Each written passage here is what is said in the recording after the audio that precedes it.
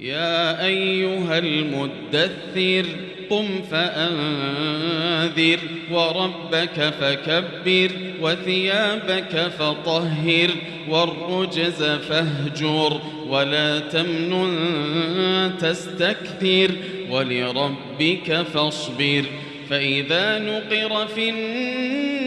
الناقور فذلك يومئذ يوم عسير على الكافرين غير يسير ذرني ومن خلقت وحيدا وجعلت له مالا ممدودا وبنين شهودا ومهدت له تمهيدا ثم يطمع أن أزيد كلا إنه كان لآياتنا عنيدا سأرهقه صعودا إنه فكر وقدر فقتل كيف قدر ثم قتل كيف قدر ثم نظر ثم عبس وبسر ثم أدبر واستكبر فقال إن هذا إلا سحر يؤثر إن هذا إلا قول البشر سأصليه سقر وما أدراك ما سقر لا تبقي ولا تذر لواحة للبشر عليها 19 وما جعلنا أصحاب النار إلا ملائكة وما جعلنا عدتهم إلا فتنة للذين كفروا ليستيقن الذين أوتوا الكتاب ويزداد الذين آمنوا إيمانا ولا يرتاب الذين أوتوا الكتاب والمؤمنون وليقول الذين في قلوبهم مرض والكافرون ماذا أراد الله بهذا مثلا كذلك يضل الله من يشاء ويهدي من يشاء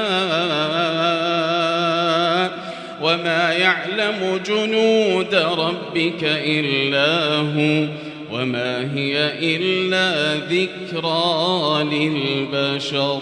كلا والقمر والليل إذ أدبر والصبح إذا أسفر إنها لإحدى الكبر نذيرا للبشر لمن شاء منكم أن يتقدم أو يتأخر كل نفس بما كسبت رهينة إلا أصحاب اليمين في جنات يتساءلون عن المجرمين ما سلككم في سقر قالوا لم نك من المصلين ولم نك نطعم المسكين وكنا نخوض مع الخائضين وكنا نكذب بيوم الدين حتى أتانا اليقين فما تنفعهم شفاعة الشافعين فما لهم عن التذكرة معرضين كأنهم حمر مستنفرة فرت من قسورة بل يريد كل امرئ منهم أن يؤتى صحفا